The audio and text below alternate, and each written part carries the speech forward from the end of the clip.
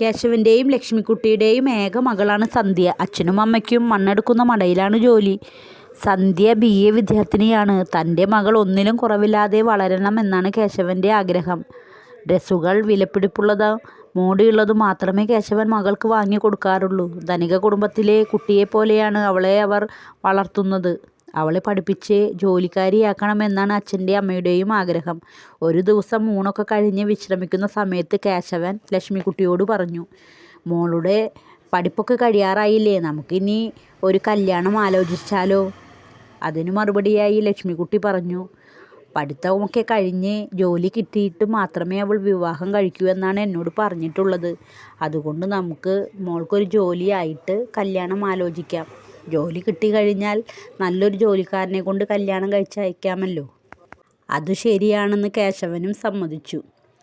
ദൂരസ്ഥലത്ത് ജോലി ചെയ്യുന്നവനാണെങ്കിൽ അവളെ കൊണ്ടുപോയാൽ നമ്മളെന്ത് ചെയ്യും?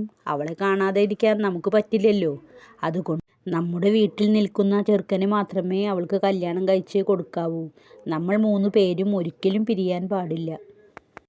എന്തൊക്കെയായാലും പണി കഴിഞ്ഞു വരുമ്പോൾ സന്ധ്യയ്ക്കുള്ള പലഹാരം വാങ്ങാൻ അവരൊരിക്കലും മറക്കാറില്ല കേട്ടോ. അങ്ങനെ അവരുടെ ജീവിതം സന്തോഷത്തോടു കൂടി പോകവെയാണ് മണ്ണെടുക്കുന്ന മടയിലെ ഒരു അപകടത്തെ തുടർന്ന് അച്ഛൻ കേശവൻ മരണപ്പെടുന്നത്.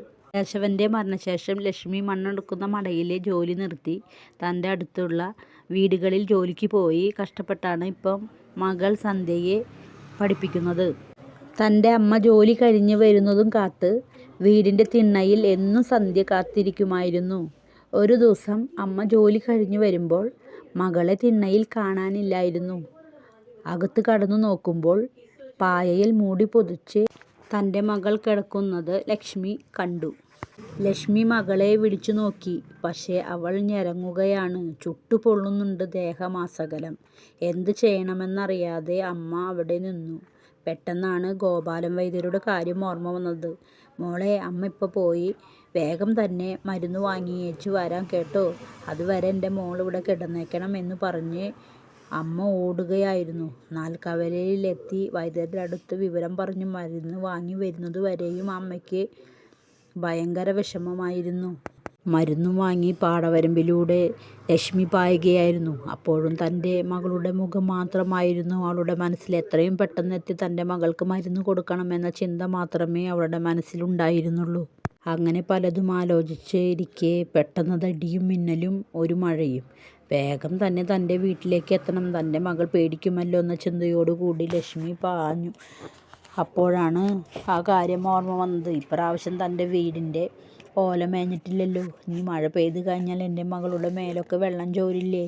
അതിനു മുമ്പ് എനിക്ക് എൻ്റെ വീട്ടിലേ എത്തണം എന്നും വിചാരിച്ച് ലക്ഷ്മി ഓടി.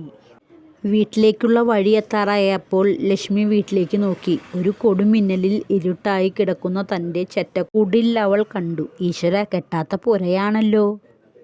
വെള്ളം ചോർന്ന് അകം നിറഞ്ഞിട്ടുണ്ടായിരിക്കും. റോഡിൻ്റെ 2 വശവും വെള്ളം നിറഞ്ഞൊഴുകുകയാണ്. ലക്ഷ്മി പടി കടന്ന് മുറ്റത്തെത്തി.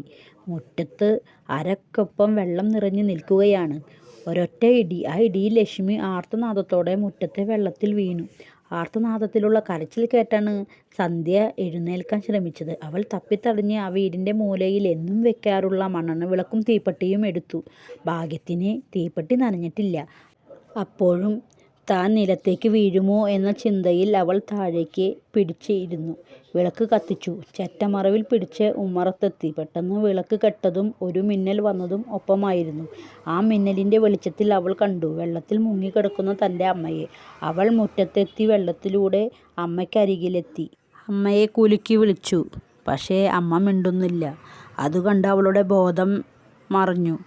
അവളും അമ്മയുടെ നെഞ്ചിലേക്ക് വീണു. മഴ തോർന്നതിന് ശേഷം അടുത്ത വീട്ടിലെ ജാനുവമ്മ ലക്ഷ്മിയെ വിളിച്ചു. എന്തേ ഇവരുടെ വീട്ടിൽ ലൈറ്റൊന്നും കത്തി കാണുന്നില്ലല്ലോ? ഈ സമയത്ത് സന്ധ്യമോളുടെ പഠിപ്പൊക്കെ കഴിഞ്ഞ് 2 പേരും വർത്താനം പറഞ്ഞിരിക്കുന്ന സമയമാണല്ലോ.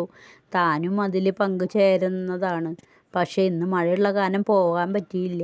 2 പേരും എങ്ങോട്ട് പോയി? വീട് മുഴുവനും ഇരുട്ടാണല്ലോ എന്നും വിചാരിച്ചിട്ട് ഒരു വിളക്കും കത്തിച്ച് ജാനുവമ്മ അവരുടെ വീട്ടിലേക്ക് നടന്നു. പക്ഷേ അവരെ എത്ര വിളിച്ചിട്ടും വിളി കേൾക്കുന്നില്ല. എന്തു പറ്റിയെന്നറിയാതെ ജാനുവമ്മ തൻ്റെ ടോർച്ച് എടുത്തിട്ട് നിലത്തേക്ക് അടിച്ചപ്പോൾ 2 പേരും വെള്ളത്തിൽ കിടക്കുന്നതാണ് ജാനുവമ്മ കണ്ടത്. രണ്ടുപേരെയും വിളിച്ചിട്ട് മിണ്ടുന്നില്ല. എന്തുപറ്റി ഈശ്വരാ? തൻ്റെ മനസ്സിൽ അരുതാത്തതെന്തോ സംഭവിക്കാൻ പോകുകയാണെന്ന ചിന്ത ജാനുവമ്മയ്ക്ക് ഉണ്ടായി.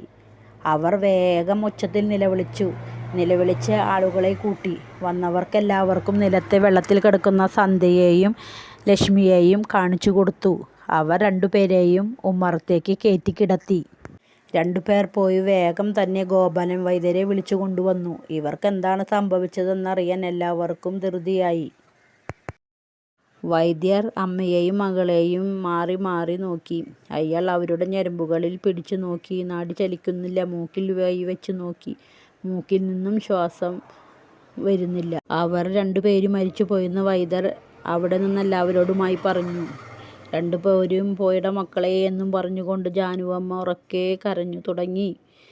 മരണത്തിലെ പോലും അവരെ പിരിക്കാൻ കഴിയാതെ ഒരുമിച്ച് ഏതോ അനന്തതയിലേക്ക് പറന്ന് അവർ രണ്ടുപേരും ഒന്നിച്ചുപോയി. അവരുടെ മരണത്തിൽ ആർക്കും പങ്കില്ല. അവരുടെ മരണത്തിൽ എല്ലാവരും ദുഃഖിച്ചു. ഇവിടെ കഥ അവസാനിക്കുകയാണ്.